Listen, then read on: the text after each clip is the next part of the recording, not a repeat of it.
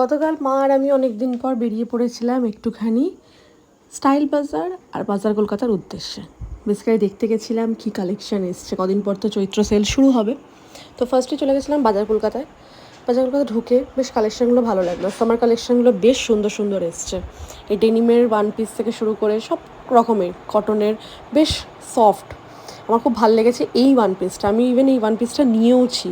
আমার এরকম টাইপের ফ্লোরাল কিছু নেই, আমি অন্যরকম যা পরার পরি, কিন্তু ফ্লোরাল টাইপের কিছু নেই। মা এই কুর্তিগুলো দেখছিল, তারপরে মা বললো থাক এখান থেকে কুর্তি না নিয়ে একবার স্টাইল বাজার থেকে ঘুরে আসি, যে ওখানে কীরকম কী কালেকশন। আর বাজার কলকাতার এই ব্যাগটা কি সুন্দর করেছে।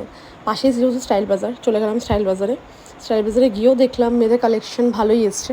আর সবথেকে বড়ো জিনিস হচ্ছে একটানা ক্রপ টপ। এত ক্রপ টপ ভালো লাগে না, কিছু সময় একটু অন্যরকম টপও ভালো লাগে, আর এখন কোনো অন্যরকম টপই পাওয়া যায় না।